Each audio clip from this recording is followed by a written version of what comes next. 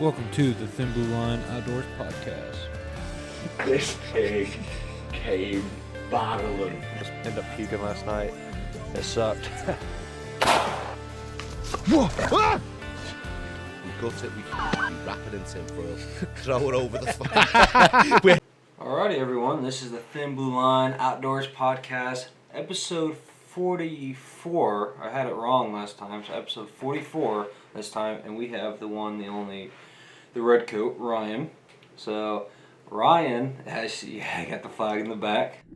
So Ryan, I wanted to have Ryan on because, especially on my TikTok channel, a lot of people have questions about Ryan.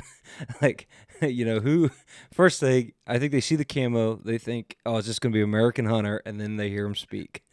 And like, what the hell? That is not what I expected there. So anyway, Ryan and I have been hunting now 7 years. I think so. Man, well, the last time we talked about this, when we really figured out how long it's been, it was a lot longer than we originally thought. That's what I think. I think 7 years now, which is hard to believe because I met Ryan through Jesse. Jesse's been on the podcast many times. Been on the channel many times. The redneck. They are brother-in-laws, and I just want Ryan. I wanted to have him come on and explain how the hell he ended up here in America and his passion for hunting. And I'll tell you this right now, and I've been hunting pretty much my whole life, and one thing I love about hunting with Ryan and Jesse is their enthusiasm and how pumped they are just to be there, let alone if we, harvest anything or not. You guys are always just pumped, and that, and I've done a lot of deer prep work and hunting prep work with a lot of people, and they're, good, and they're happy to do the work, but you guys are, like, excited about doing the work, like, hey, yeah, we're going to carry this tree stand, and man, after every time I hang out with you and Jesse, my sides are, like, hurting from all the laughing we do when it's all done, and that just makes it so much easier. So, Ryan, go ahead, you can start with your backstory, and I'll interject if I need to, but other than that, all you, buddy. Sounds good, mate. Well, hello, everyone. I am the Redcoats, formerly known as, all the way from the great Great Britain. I'm from Liverpool, England, born and bred. Came out here permanently in 2012, but I've been coming back and forth for work since 2007. And I met my wife in 2009. We did the whole long distance thing for a couple of years until I moved out permanently 2012. We moved straight in together. And then we got married March 2013. So that's how I ended up here. But like going back, it was just an off chance. I remember I was doing biology in school, forensic science was always was always on the forefront of my mind. That's what I wanted to do. And it was just a chance meeting. I was at a friend's party, and it ended up meeting a guy, a friend of a friend of a friend, believe it or not.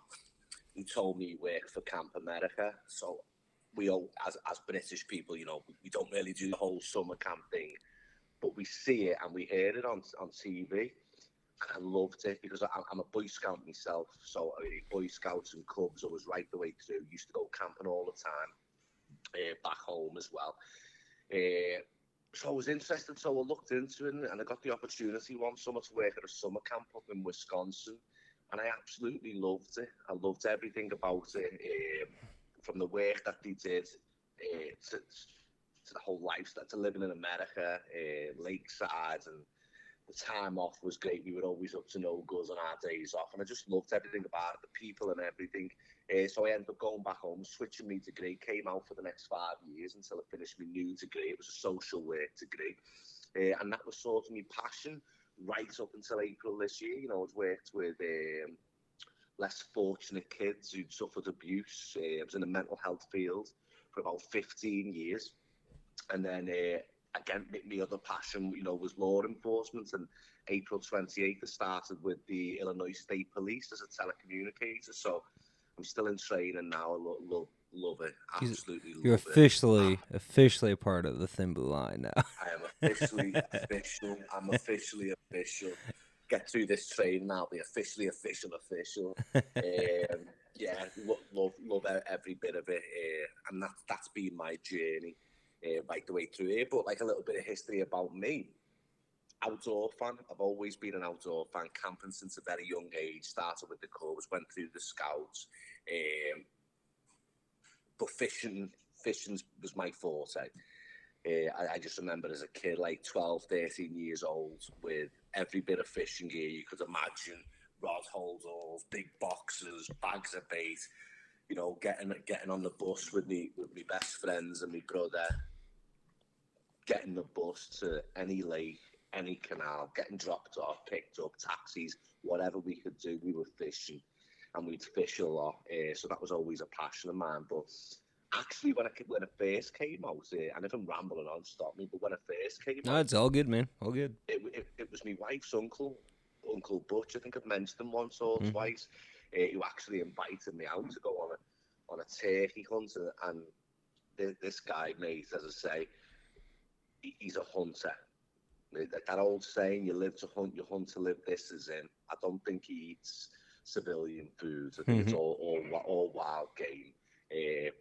But he blew me mind. His knowledge of the land that he's been hunting since he was a kid, his knowledge of the birds, his ability to call them in and communicate with different species, and you know, he's a fisherman too. And I just loved it. And at that point, I thought, wow, man, you guys have got an opportunity. You know, you've got like laws and regulations like protecting hunters where you can go out and hunt your own meat and fish your own fish and live off that. And I thought, I just thought, wow. And as Boom said, like, got into it ourselves, very slow, state land.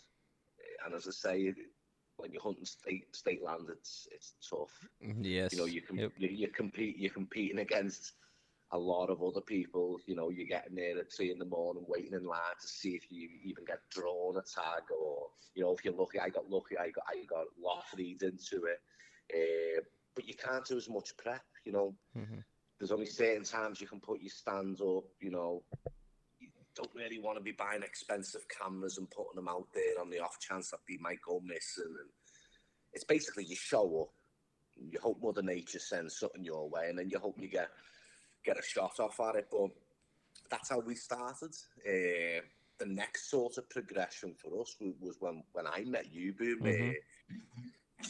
The Jesse, the redneck, and Boom went to college together. You know, all that stuff. Played football together, and then that's when I met Boom. I think it was 7, 8 years ago or something. And something like that.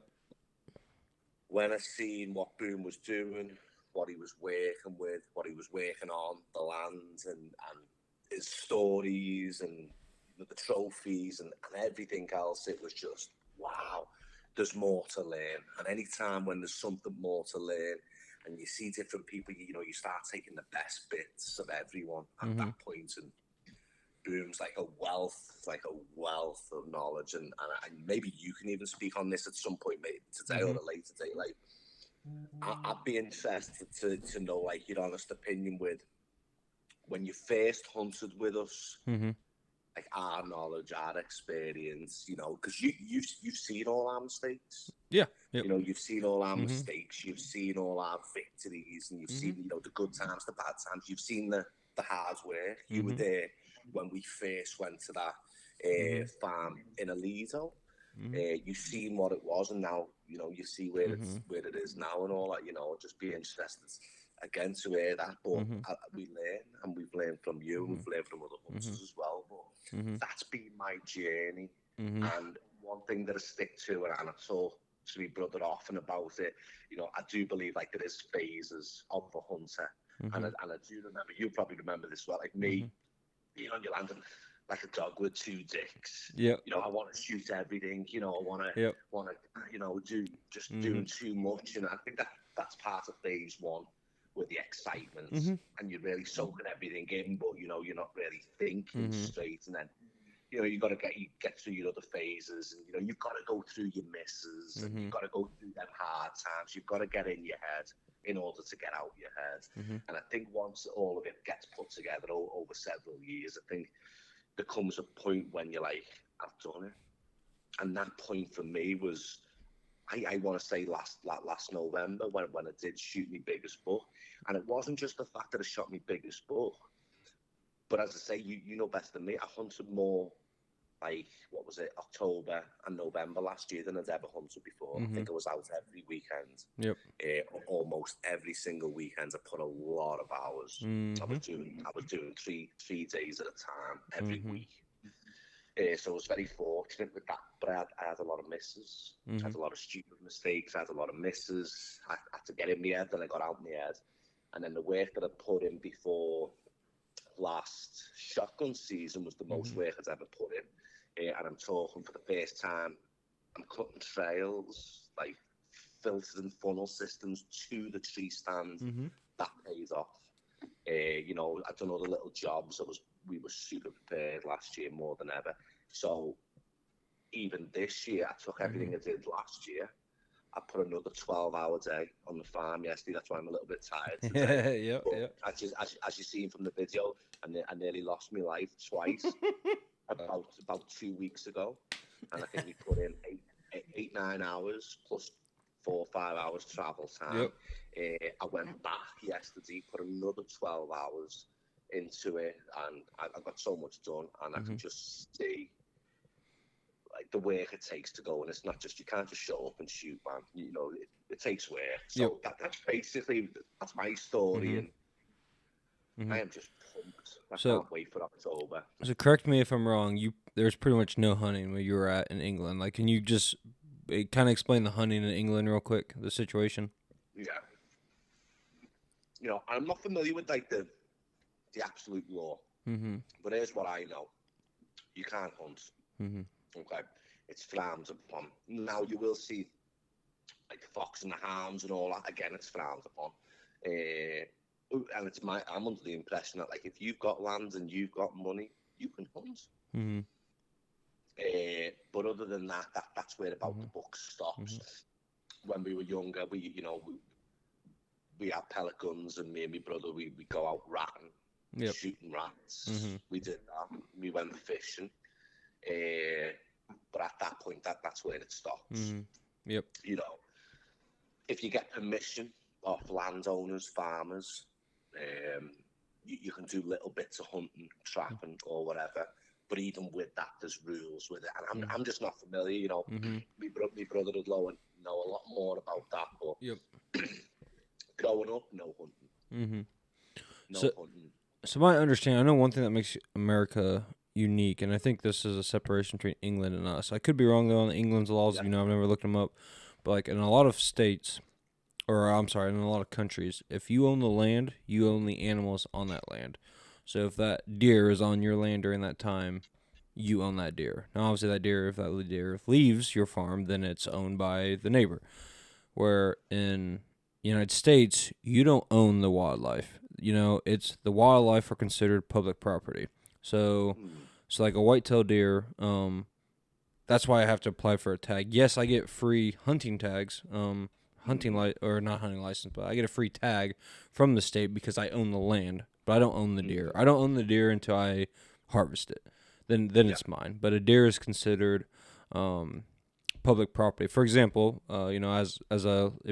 people may not know this, but as a law enforcement officer, if I handle a car deer wreck, we have like there's property damage at the bottom where you put like whose property was damaged.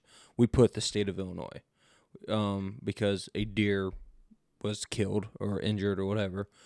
That's technically state property, public property. And it's not, when I say state owns it, it's all of us. It's all Ryan owns it, I own it, the neighbor owns it, everybody. But it's not one person until you actually shoot that animal and place your tag on it. And I know that's one reason why we have such the nice hunting laws and the abundance, the public land and stuff like that. That's one reason why we have it, is just the way our laws are set up. Yeah. So and then going back to, I'm not familiar on what the translation would that be for England. Yeah. And one thing, going back to the Alito farm, I know one thing I was I briefly 5, 6, maybe even 7 years ago when I walked that Alito farm with you guys. We walked it just for a couple hours. We mainly just scouting. I didn't help you guys hang any stands. I think we just put some trail cams up.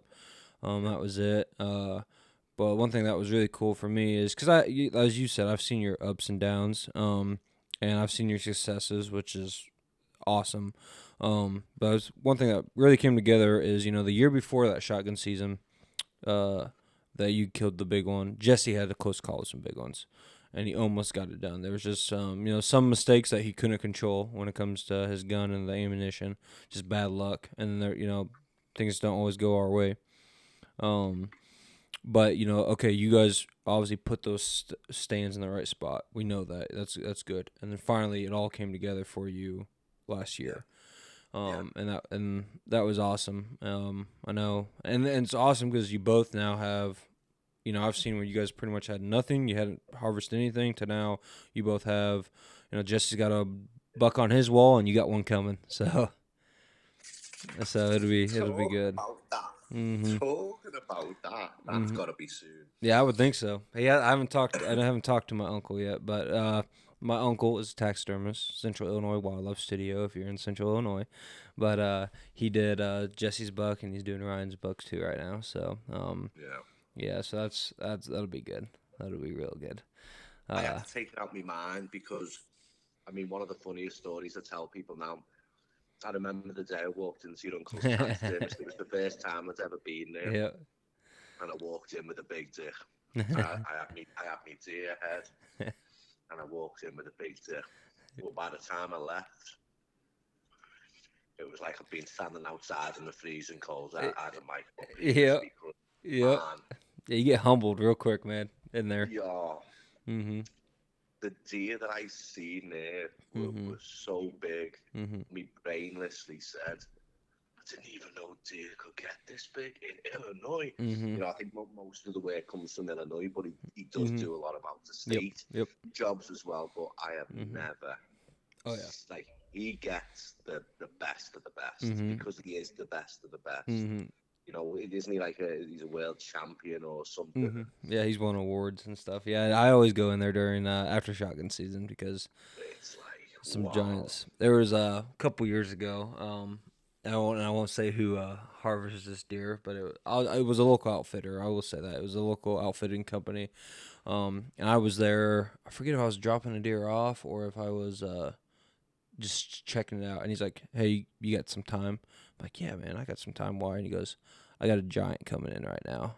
He goes, "I don't know how big. It's going to be probably around 200s. You're going to want to stay in." And he goes, "And I'm going to need your help probably getting them into." And that's because this guy, smart on the outfitter, they hadn't gutted it or anything because it was cold out. They knew it was going to stay fine. They're like, "We're just going to take it straight to the taxidermist and pay him to do everything. Make sure it's perfect." And I don't know exactly. I know this deer scored over 200. I'm not for sure exactly, but it was just giant. I couldn't get one hand. I could not fit around the base of the antler. It had like that much of a gap left, and I was trying to reach around it. It was huge. It was huge. So, well, let me ask this. So, what was the purpose of him not gutting it? Why did he want? So essentially, I think they were thinking about doing a full body mount because it was such big. And so obviously you can gut it like you normally would, and they can just if you go too high or anything, they can just stitch it up. But because it was so cold out, they're like, why do we even risk the chance of us screwing something up? We can just take it straight to him, and he can do everything with it, and we know it's perfectly done. So they don't have to mess with it. And that happens a lot. Luckily, I grew up. My dad used to do taxidermy. My uncle does do taxidermy, and my grandpa, he's the one who got them both started into taxidermy. So every time when I grew up as a kid, every time I was harvesting an animal and I was gonna clean it or anything, I had either former or actual taxidermist with me. So I was very fortunate about that. So like. I don't know if I've talked it on the podcast, but we've went bear hunting now a couple times. The second time I went, and I know I helped almost in every bear to skin it and stuff. Not everyone, but most of them I helped with just because hey, we're gonna get a rug. We don't want anything screwed up. So and it wasn't bad.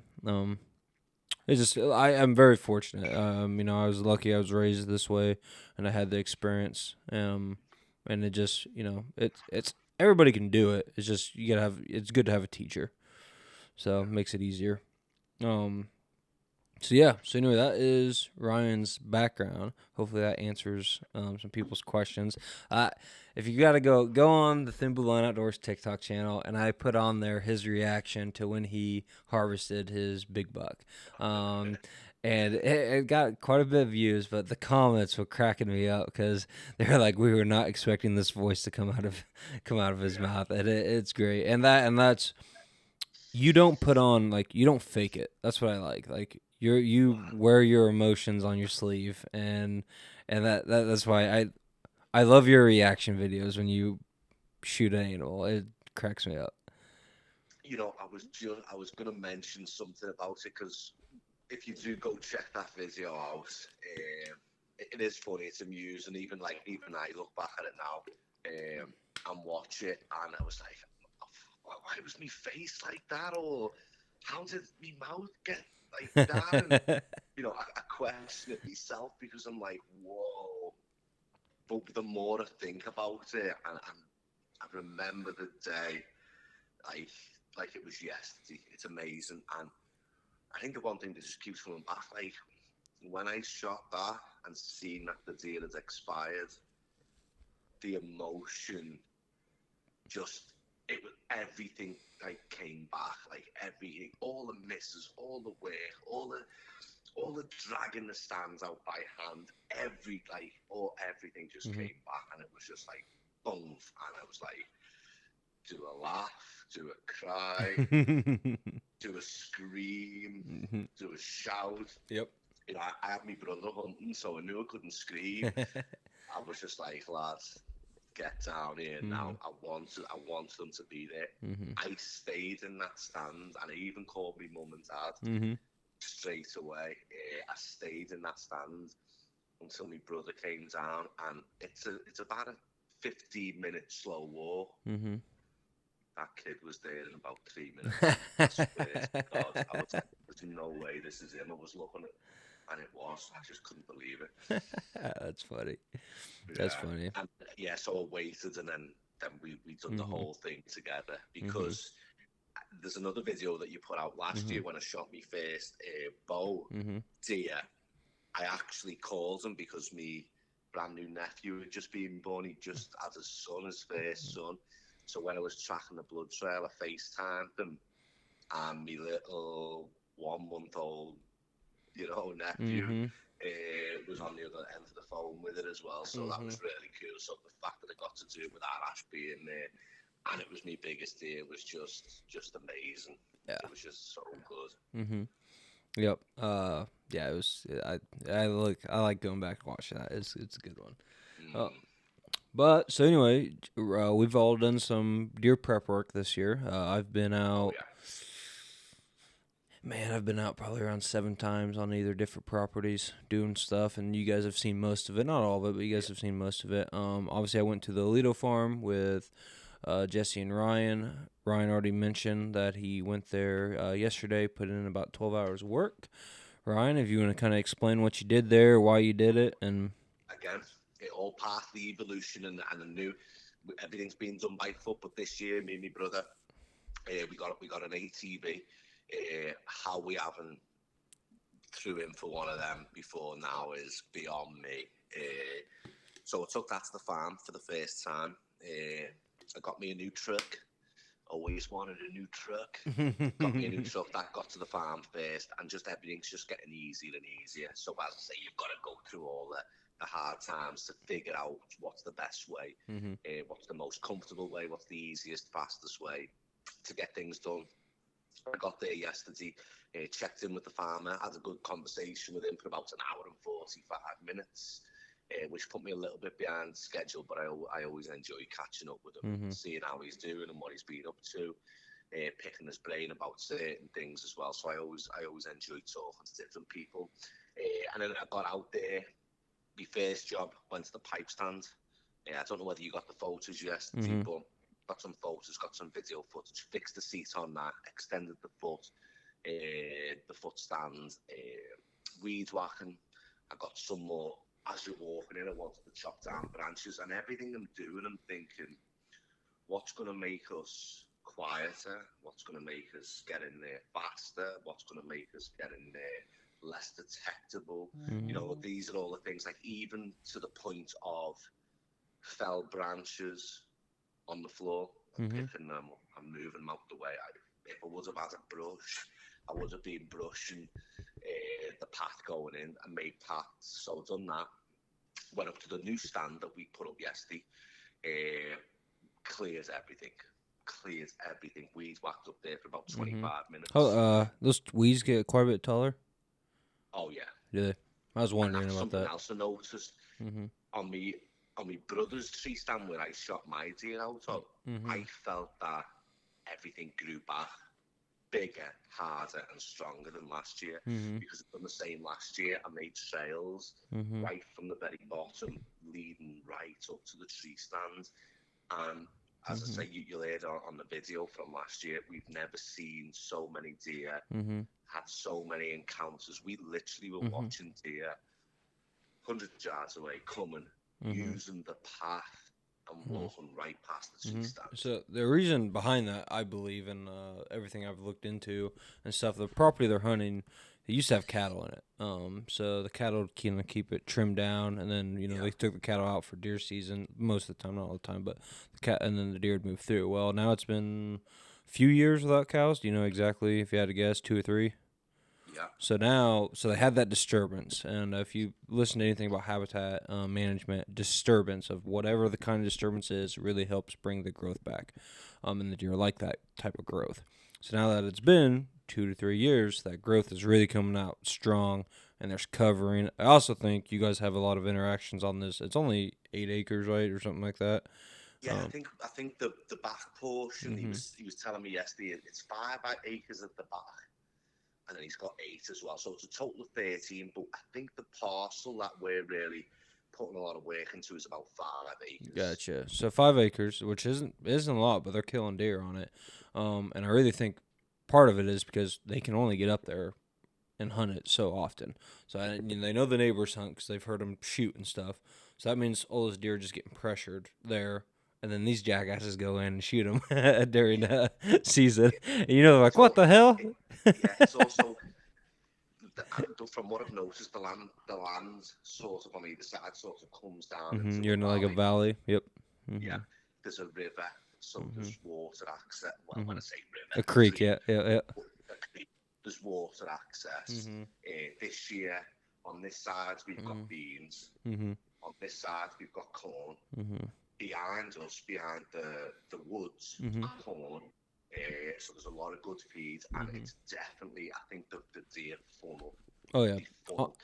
Honestly, now that I've walked it twice now and seen your guys' thing, and how through the years, how good you guys did. I really think you'd have a hard time finding a better 5 acres. Yeah. I think it's like the perfect situation.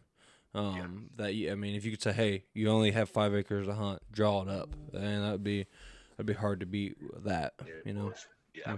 Yeah, we're very lucky. Even up on that new tree stand that we put up last year, that pasture in front of us, it is beans. And again, I'm forever grateful for the farmer man. After I spoke to him, when I stayed for about 45 minutes after you guys left, and was speaking to him, telling him about the plan, this, that, the other. He went up about 4 days later with his tractor and mowed all the grass. And when I went there yesterday, I was blown away, because what he'd done is he'd mowed the grass up that cow hill. He'd mowed up right along the woods, right to that new tree stand. He mowed all that. And then what he did, he told me yesterday, he said, I mowed a strip going from the tree stand right to the bean field. And lo and behold, that very night, I started getting pictures of deer coming from behind the tree stand, using that pathway right to the beans. So I capitalised on that. I bought 2 new cell cams. So now I've got 4. I walked back behind the tree stand, Mhm. and it's beautiful back there, but it Yeah. was wild. Yeah. So what I did was about 20 yards exactly behind the new tree stand.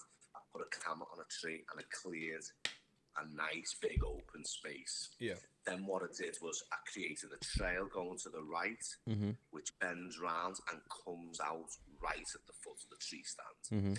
Then I created another trail from the woods behind that came out, bent round, right to the left of the tree stand, and them two pathways come round Mhm. and go down a single runway, if you want to say, Yeah. right into the bean field. So I'll put another camera right behind to see what's coming from behind.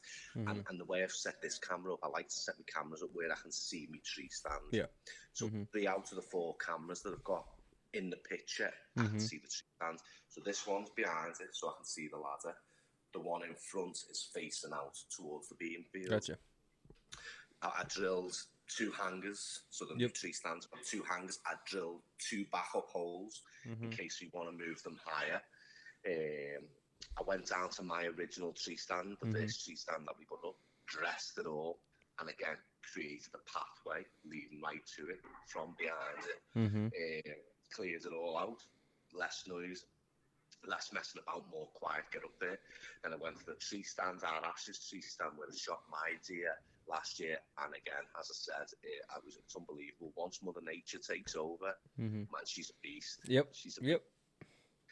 So I spent a lot of time dressing, cleared it. I circled the whole tree that the tree stands on, made a lovely green, and then I done a big long path leading down to it. Where we put the camera, that was to the left of the tree stand facing it. I cleared all that. And as I say, today I had 2 turkeys, 2 hen turkeys there.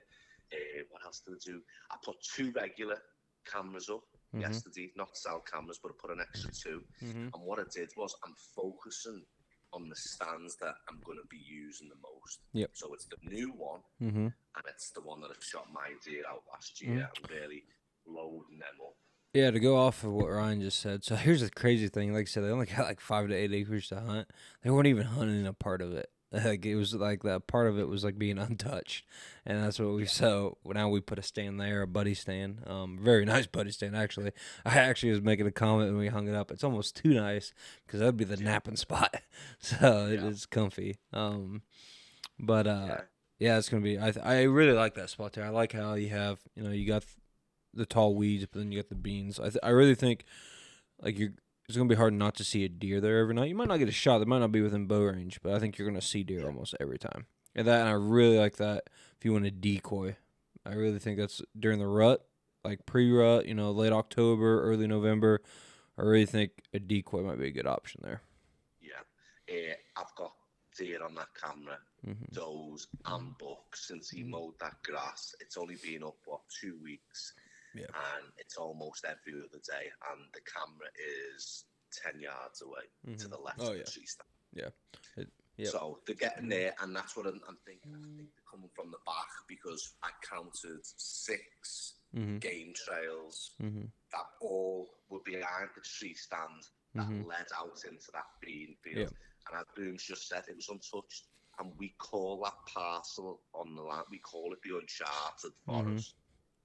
Because we see deer go in, we see deer come out. There's so many trails from top to bottom in the valley.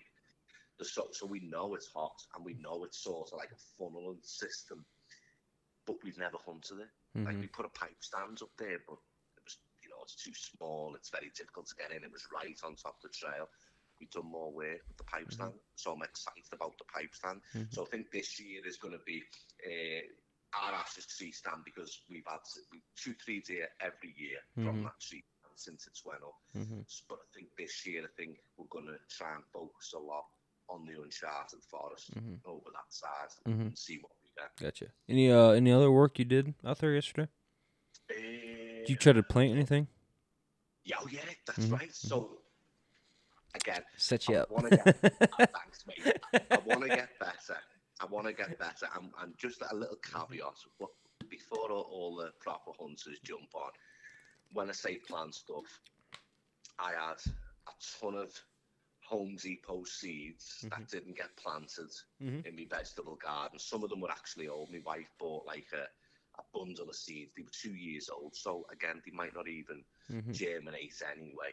But I had a ton of seeds. I took them yesterday, and by the new tree stand and our ashes tree stand, after I'd done all the work, I was spreading seeds. Now, as I say, I looked at the weather, and it rained here today. I don't know if 80 odd. It's still raining right now. Good. 80 odd degrees all day yesterday, but 9 p.m. last night it started raining, and it's due to rain in Aliso right the way through to tomorrow morning. Good. That's good. You need that. The rest Good. of the week's going to be high 80s, so I'm hoping a good germination takes place. But I even texted my brother this morning. I said, "Man, if we show up there this year and there's a full vegetable garden, I'll be made up." But we have put out radish seeds, kale, a ton of turnips. What else? Oh, spinach, lettuce, cabbage. It's just everything that I don't know how that's gonna do, but I know like food plots you can go buy kale, turnips, and radishes are real common in them. So the question's gonna be you're gonna get the rain. You plant you plant them a little late. Usually August 15th around here is give or take. But man, even if you get a few, and first thing is just cool to see. Number one, it's cool to see, and then even if it just provides a little bit of nutrition for a fawn or anything, awesome. Cool. Yeah.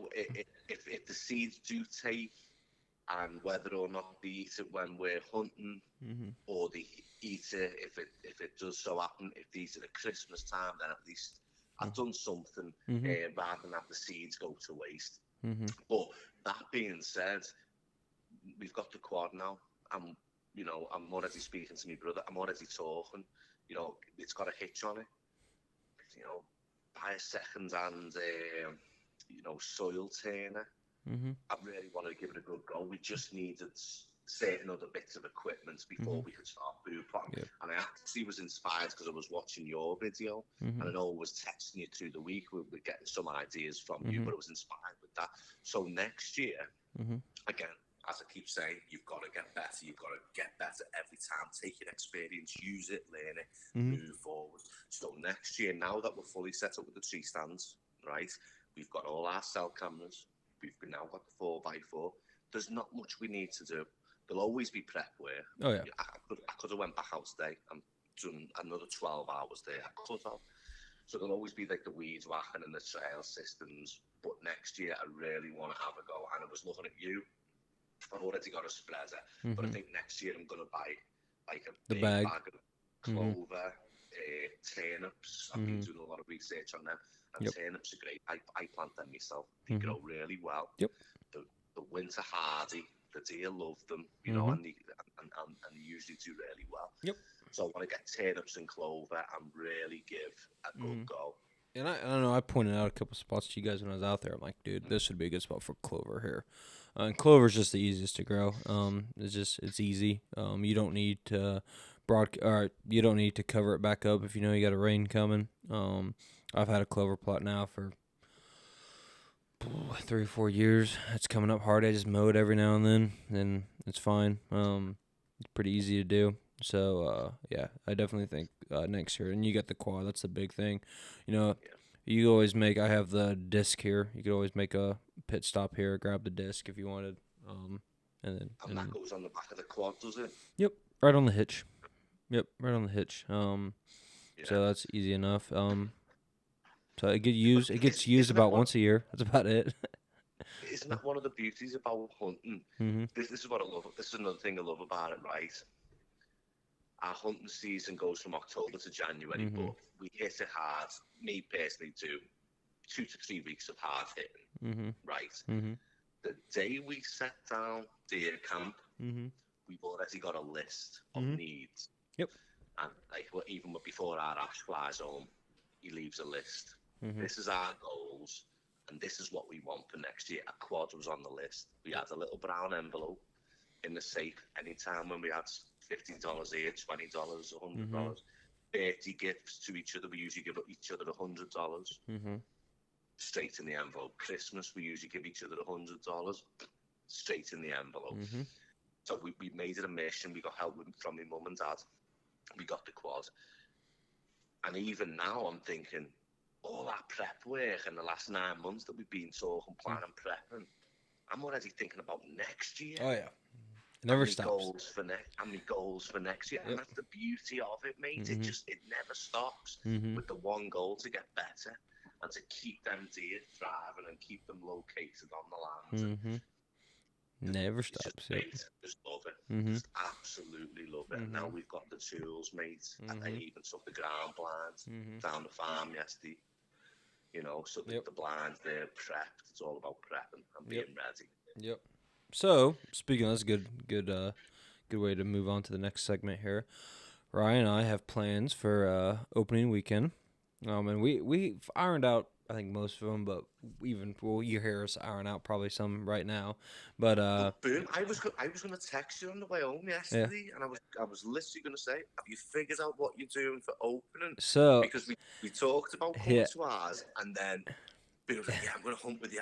I'll be there opening, and then I swear to God, the next 5, 6, 7 days, I get these pictures from Boom's trail cam of giants.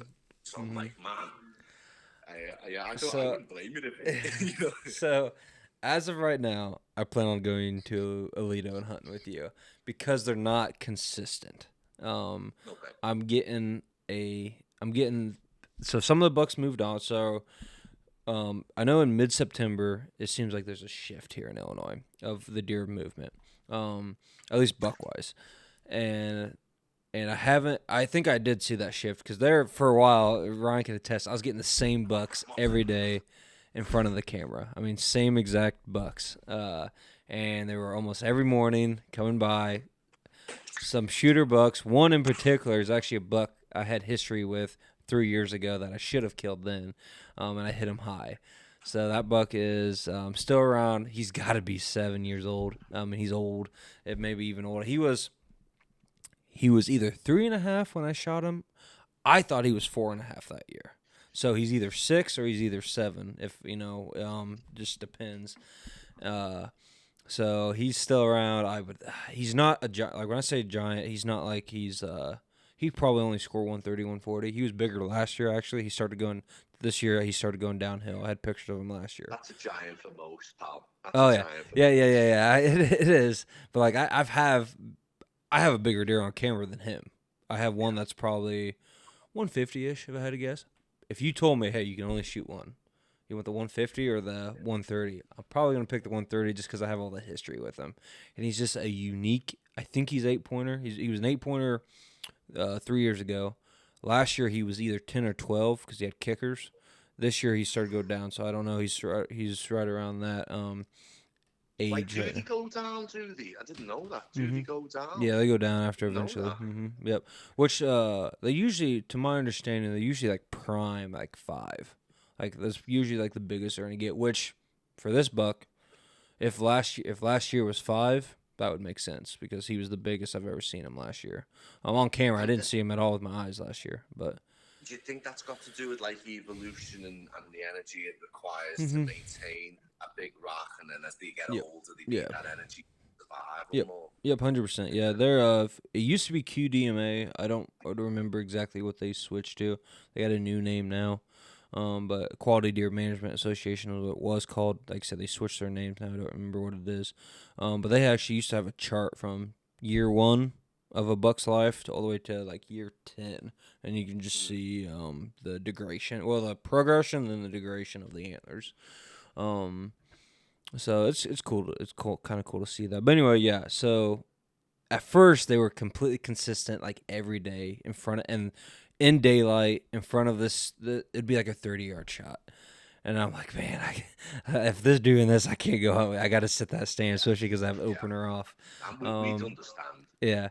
So now they're inconsistent though, and actually that 8-pointer hasn't shown back up. But I have that 150 showing up, but he's only showing up once every 3 days probably. He's daylight almost every time I see him. So it just kind of depends. If he's doing what he's doing now, I won't.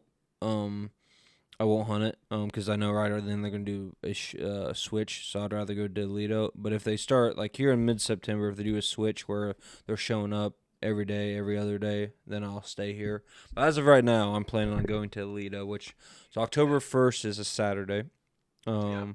So correct me if I'm wrong. I figured we're gonna get there Friday night, is what I'm thinking, unless you can't. Well, I've got TC school Mm-hmm. the last 3 days of September, which works out perfect because it finishes. But I think they're doing it from 12 till 8 In the p.m. Okay. Okay. No, p.m. Yeah, so the So what's your last day of plan then? TC school, Mm-hmm. I'll be done at 8. I'll be home by 9. I'll be ready. Believe me, I'll be ready. So you plan on just getting a few hours of sleep and then driving down, or Probably. well, I'll probably just do that myself then. We'll plan on whatever time we want to get there Saturday morning, and I'll just sleep here and leave super early. Which not as early as you, but so we'll plan on meeting there Saturday morning. I don't know when sunrise is. I'll have to look it up, but plenty ahead of time.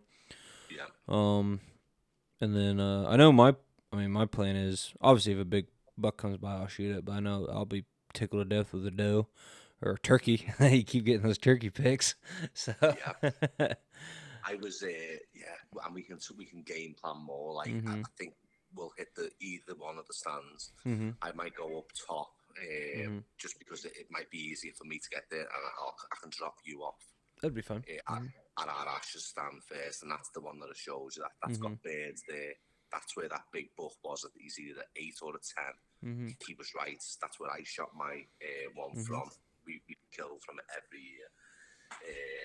So I'll drop you off first, make sure you're settled, and I'll probably go round the back up to the top. But again, we need to talk off camera about the game plan, because I still want to pick your brain about what's the best route with the ATV and this, that, the other. A lot would depend on wind, probably too. Wind and weather. So a lot will depend on that. Obviously we're too far out to know exactly yet, but yeah, I'll bring my tree saddle, just in case we need to do something. But honestly, I was thinking, I could also, if I wanted to film you and you're gonna hunt like the pipe stand, it takes me no time at all to put that saddle in. So, or something like that. Well, now that I've put that new seat on, I want to get a good hunt in there. And I even said to our Ash, like, when he comes, I want him to have at least a hunt, either a full day or at least one morning, give it a rest, the afternoon, and then an afternoon, because there's too much potential. There's just so much potential up 100%, 100%. So yeah, I know we're both kind of just planning on having a good time, having a good hunt camp. Yeah. We had a hunt camp last year, but last year was so we like to get at least one in every year. Yeah. So we'll hunt Saturday morning. I'm sure we'll go in for lunch. Figure out we'll have to game plan what we want for our camp meal. I'm sure we both got enough wild game. We'll figure out something good. Enough wild. So then we'll hunt Saturday evening. Hopefully sometime during this time we're dragging out a deer. Yeah. And then I guess on Sunday is your plan just to hunt the morning and go home that night? Probably. That's what I figured. Probably. You usually keep it that. At least get like three main hunts in. That's what I figured. So I know. So that will be our plan for opening weekend. I'm gonna be filming it all. I know Ryan's gonna be filming. So we'll have some good footage right off the bat of opener of Illinois bow season. Can't wait. I'm excited for it. What is it like? 3 weeks away now. Something like that. Less than a month. And then I know. And then I'll be hunting after opener weekend. I'll be hunting off and on the rest of October. I got a couple farms to hunt. November. I would like to get with Ryan and Jesse again sometime during deer season. Whether I don't know when that'll be, but we'll plan on something. Whether that's I go to them or they come to me. Either way, we'll get it figured out. They know they have an open invitation to come hunt here if they want. Well, then you and Jesse are thinking about the weekend after that, right? After opener. Yeah, I know Jesse can't make the opener. He sent Mm-hmm. a couple of dates. I Mm-hmm. put them in my calendar. I can't remember them off. I think he wants to get 3 hunts in this year. Mm-hmm. Uh, if my schedule changes Mm-hmm. or when it changes, Mm-hmm. obviously I'll be working weekends, Mm-hmm. even throughout possibly the possibility of maybe taking some time off, like doing a day through the week, which I'll have off days through the week Mm-hmm. as well. And, we need to speak to you Mm-hmm. to coordinate that, to see if you're available as well. Mm-hmm. And I think he said 1 hunt early November for bow, and then he wants to do the Saturday and Sunday of shotgun season. Mm-hmm. That's what I can remember off Yeah, the top because he of my can't make the Friday, but he can make that Saturday, Sunday, right? Yeah, Which is yeah, good. He's missed the last couple opening weekends of shotgun season, so yeah. it's good that he's gonna Yes. be able to make it this time. Arash has booked his flights, Mm-hmm. and he arrives. So he's going to be on November 12th. That day will the usual Bass Pro stop. Mm-hmm. Go out for a nice meal. Sunday, prep day, all day. Pull everything out. Make sure we're locked and loaded. And then we aim to be on the farm Monday through Sunday, the 14th through the 20th. Mm-hmm. There you go. That'll be good. That will be good. I am excited about this. Deer season. It's gonna be a blast. I'm sure. We're all gonna have some success. Probably some failures too, but hopefully more successes than fails. Yeah. And then I know one thing. So if you guys are, been watching the channel for a while, so their deer camp's gonna be on video like they always do. So that'll be good. Especially you have Jesse in camp too. I'll probably send him with a camera, so they'll have multiple angles and stuff. It'll be good. I'm excited. I always excited when you guys give me the cards, the SD cards, and I'm like, I know I have a lot to go through. What you're gonna Yeah, get.